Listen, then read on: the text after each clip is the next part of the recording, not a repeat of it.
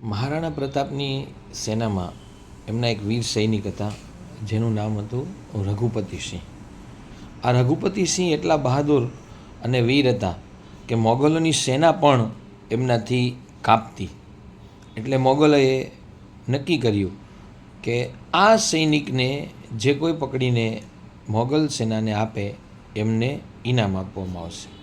આ દરમિયાન અકબરની સેનાએ મહારાણા પ્રતાપના કિલ્લા ઉપર આક્રમણ કર્યું અને મહારાણા પ્રતાપને ઘેરવાનો પ્રયત્ન કર્યો, પરંતુ મહારાણા પ્રતાપ એમની સેના સાથે અરવલ્લીની ગિરિમાળાઓમાં જઈ અને છુપાઈ ગયા. આ દરમિયાન આ વીર સૈનિક રઘુપતિસિંહને સમાચાર મળે છે કે એમનો પુત્ર ખૂબ બીમાર છે. હવે પુત્રની વાત આવે એટલે પિતા શાંત રહી શકે નહીં, એટલે તેમણે પુત્રને મળવા જવાનું નક્કી કર્યું. પુત્રને મળવા જાય છે તો દ્વારપાળ છે, પહેરેદાર, એમને રોકે છે અને એમનું નામ પૂછે છે. વીર રઘુપતિસિંહ ક્યારેય ખોટું બોલતા નહીં, એટલે તેમણે કીધું કે મારું નામ રઘુપતિસિંહ છે. એટલે પહેરેદાર તો ખુશ થઈ ગયો, વાહ, તારા નામ ઉપર તો ઇનામ છે, તને પકડીશ અને હું સેનાપતિને આપીશ એટલે મને ઇનામ મળશે. એટલે રઘુપતિસિંહ કહે છે, ભાઈ કોઈ વાંધો નહીં, પણ મને તું અત્યારે જવા દે, મારો પુત્ર બીમાર છે, હું મારા પુત્રને મળી અને ફરી પાછો પરત આવીશ.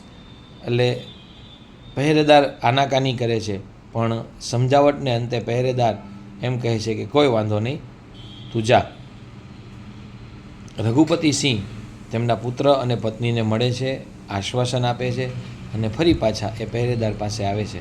અને પહેરેદાર છે એ રઘુપતિસિંહને એક એમના જે સેનાપતિ છે મોગલ સેનાના, એ સેનાપતિ પાસે લઈ જાય છે.